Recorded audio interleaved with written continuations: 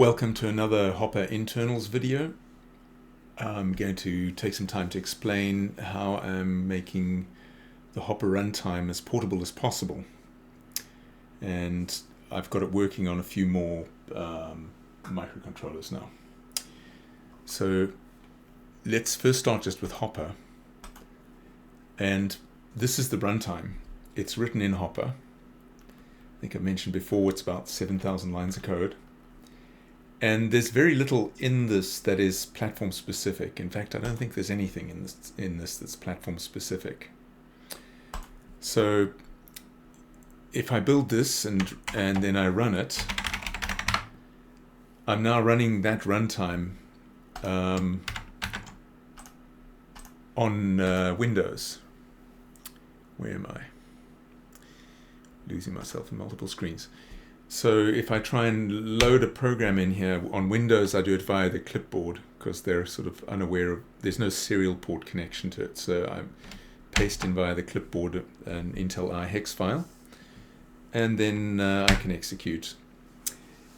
So what we're looking at right now is the runtime that's written in Hopper running on top of the regular Windows runtime, which is written in C#.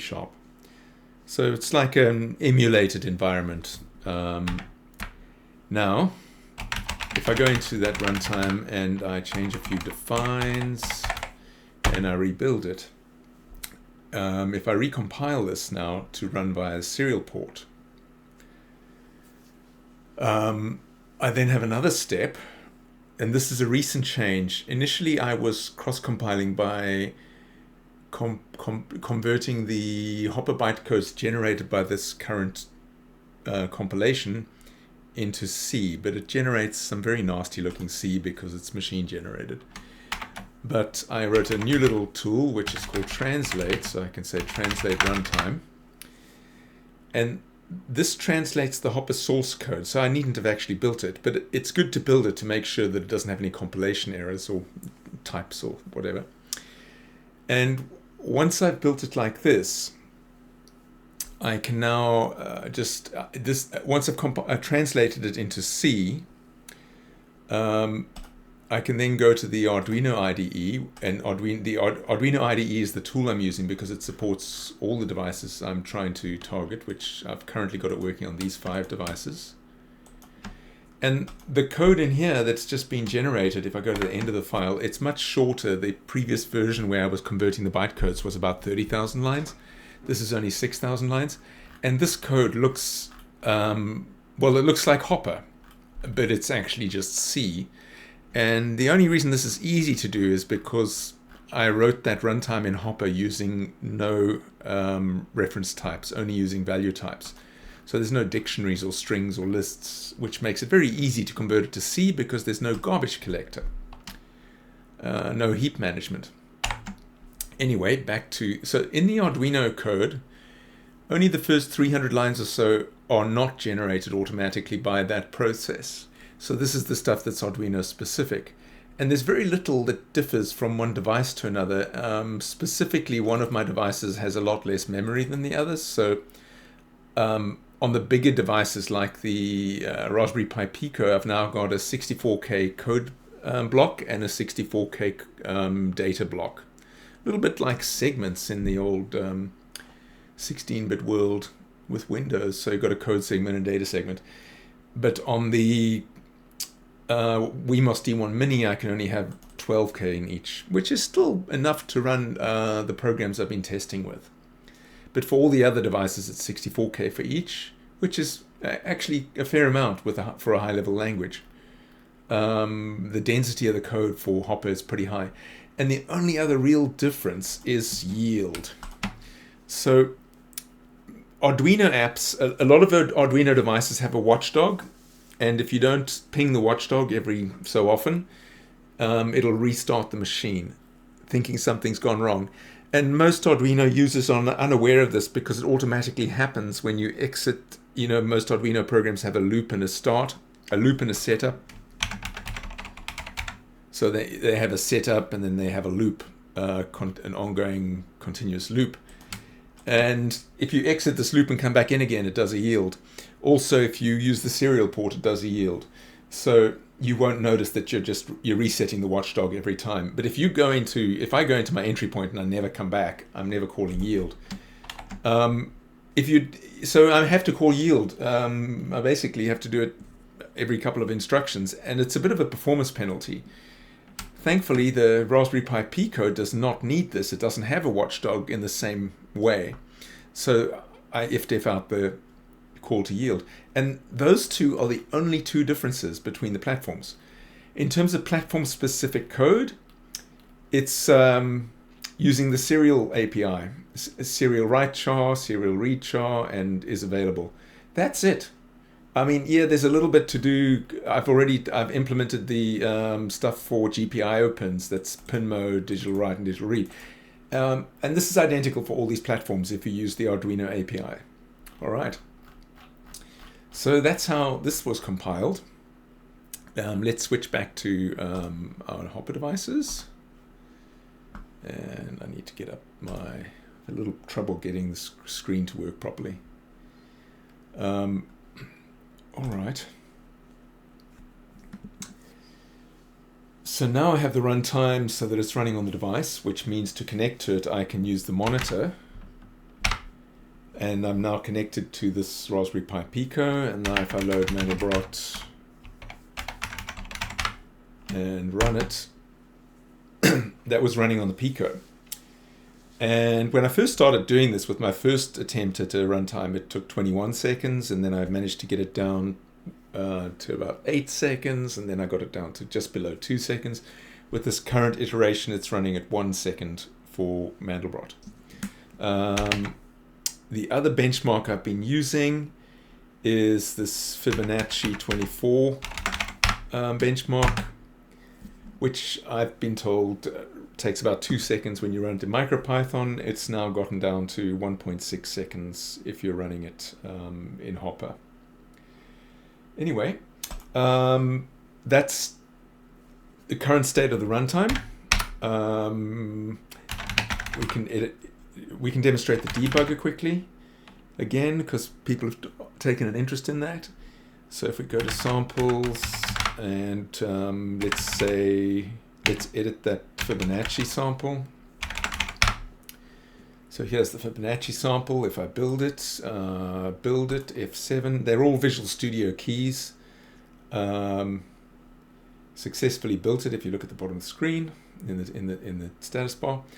And now if I say launch in the debugger, my title bar changes from blue to green. I'm in the debugger. If you look at the bottom of the screen, it's successfully uploaded fibo-uint.hex. And that's an Intel hex format file to transfer across the serial ports this program to the Pi Pico we got currently running. And this black area here is the serial console. So if I control F5, it'll run it without the debugger. And it did, and it took the same amount of time as when I was running it from the monitor in the console. So 1.6 seconds. And it's restarted, so I can run it again. A session has been reset if you look at the status bar. So now if I hit F10, it should start it again. I'm on the first line of the program. I'll step over that. So now if you look in the debug window, that's the stack trace. And it says the delegate has been set. Delegate is a function pointer. It's pointing to Fibo, this function up here, which we expect. Now we step into benchmark, and we've got some arguments going in. So on coming in, we can see our arguments here. They're the arguments of the method benchmark that we passed in. We step down one. We should have milliseconds set to some big long of the current milliseconds count on my device. It's been on for a while. And as we step down, we see more. We should see more local variables start to appear. Now we're about to call that delegate, that function pointer. So we're about to step into the Fibonacci recursive function for the first time. There we go. And then we'll step into it a few more times here. So I'm just pressing F11 to step into things. And you can see the call stack now. It's gotten quite deep. So I could put a breakpoint, let's put a breakpoint there for when it returns from one of them, and I hit F5. Now I'm stuck on the breakpoint. It's returning out from that one. So let's return out of that, and it keeps returning. And then we're back in there again. Hit F5 until we hit the breakpoint. We hit the breakpoint again. And if I do this and put a breakpoint on there, it's going to run forever. Take a while because it's slow when it's running in the debugger. But I can Control C here. It stops again. Shows us break in the console again. Anyway, well, it'll take a little while running in the debugger. It's a little slower in the debugger than when it's running off the leash without checking for breakpoints. Because right now, on every instruction, it's checking to see if on every line, to see if it's at a breakpoint or not, and if it should stop. There we go. We finally got out there to this breakpoint. I was about to abandon it. So it's got the start time and the end time here. The start time, and it's going to get current millis, and it's going to do long. Oh, I've also added floats as a type to the microcontroller version of the runtime since my last upload. So I've got longs and floats. And they're pretty darn fast on that platform, since that platform has native longs and floats, unlike when I was implementing it on the 6502, which does not. All right, so again, this will give a good example of stepping into a function. I'll F11 into this writeline, but it's going to step into the two strings first. And there we go, in the two strings. And building a string. The portable version uses Hopper for a lot of the runtime functions, so that I didn't have to implement them in the Arduino thing. So where possible, it's using Hopper source to do the functions. If it's slow, I'll hand code them in the Arduino version in the C. But for a lot of these things, they're not performance specific. Like I'm not calling toString inside some inner loop. But you get the idea. Looking at the right here as to seeing as I'm stepping in the debugger, what's going on. But let's just put a breakpoint on result, so we can catch this on the way out. A little problem there. Doesn't like my breakpoint on result. I've got an issue somewhere with the optimized code, because this is running optimized, where the line numbers don't match up, and it doesn't find it there. It thinks it found one over there, but whatever. All right. I think that's enough of a demo of the debugger again. I'm currently successfully running on the PipeEco, this Arduino RP2040 Nano, so this is also RP2040, and it has a decent amount of memory. I managed to get running on these two S2 and S3 devices, ESP32 type devices, but they're a real pain in the ass to use. They've got these two little boot buttons, and you've got to, hold them in special ways to make it go into upload mode or into just running as a serial port. And then this is one of my favorite microcontrollers ever, the Wemos Lowlands D1 Mini. It's an 8226 ESP. Its only disadvantage is that it's a little slower. It's only 80 megahertz versus these things 130 megahertz. But it's also only got a limited amount of RAM, so I can't make a 64K code and data segments. All right. And of course, it's always a good idea to end on a Mandelbrot. So we'll just load the monitor again, load up Mandelbrot, which will upload it to the device, and then run it on the device. Thank you for watching. I look forward to your feedback.